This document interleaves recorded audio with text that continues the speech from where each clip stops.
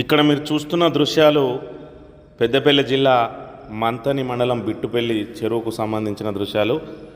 అధికార పార్టీకి సంబంధించిన చోటామోటా నేతలందరూ చెరువు మట్టి యథేచ్ఛగా దోపిడీకి పాల్పడుతూ ఉంటే అధికారులు మాత్రం కళ్ళు మూసుకొని ఉంటా ఉన్నారు.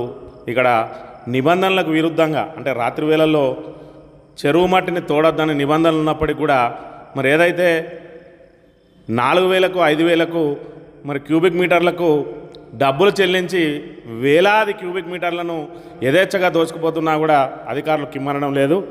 ఒకవైపు ఇక్కడ రేపటి రోజున కౌంటింగ్ ఉన్నది, ఎంపీ ఎన్నికలకు సంబంధించి మరి అధికారులందరూ కౌంటింగ్ పనుల్లో నిమగ్నం అయితే కాంగ్రెస్ నాయకులు మాత్రం చెరువు మట్టిని దోచుకెళ్ళడానికి మరి రాత్రిళ్ళు కూడా వందలాది వాహనాలను పెట్టి మరి మట్టిని యథేచ్ఛగా దోచుకుపోతూ ఉన్నారు.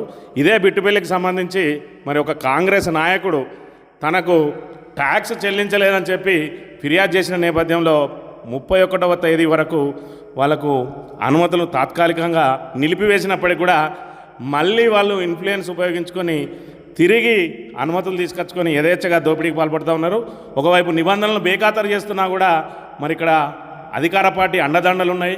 మంత్రి శ్రీధర్ బాబు అండదండలతోటి మరి కాంగ్రెస్ నాయకులందరూ కూడా యథేచ్ఛగా మట్టిని దోసుకుపోతూ ఉన్నారు. వాళ్ళను అడ్డుకునే నాదుడే లేడు. ఇటు రెవెన్యూ అధికారులు అయితేంది, అదేవిధంగా నీటిపారుదల శాఖ అధికారులు అయితేంది, అదేవిధంగా మైనింగ్ అధికారులు అయితేంది, ఎవ్వరు కూడా ఆఖరికి పోలీస్ అధికారులు కూడా పట్టించుకునే పరిస్థితిని మనం ఇక్కడ గమనించవచ్చు. యథేచ్ఛగా వనరుల దోపిడీ జరుగుతూ ఉన్నది మంతనిలో. మరి నేను రాగానే వనరులన్నిటినీ దోపిడీ జరగకుండా అరికడతా అని చెప్పిన శ్రీధర్ బాబు ఇప్పుడు యథేచ్ఛగా వాళ్ళ కార్యకర్తలే దోపిడీకి పాల్పడుతూ ఉంటే మరి అధికారులను అప్రమత్తం చేయాల్సింది పోయి మరి అధికారులను చూసి చూడకుండా వ్యవహరించమని చెప్పినట్టుగా కనబడుతూ ఉన్నది. ఈ రకంగా వనరులు దోపిడీకి గురవుతూ ఉన్నాయి. మరోవైపు గత ప్రభుత్వం మీద అనేక విమర్శలు చేసిన శ్రీధర్ బాబు వీటన్నిటికి కూడా సమాధానం చెప్పాల్సి ఉంటుంది. ఈరోజు మరి యథేచ్ఛగా మట్టిని బుక్కుతున్న వాళ్ళు ఎవరు, దానికి సంబంధించిన డబ్బులు ఎవరి జేబులోకి వెళ్తున్నాయి. అదేవిధంగా మొన్నటి రోజున జిల్లా పరిషత్ చైర్మన్ పుట్ట మధుకర్ గారు మరి ఇక్కడ ఎస్ఎస్ ట్యాక్స్ వసూలు అవుతూ ఉన్నది.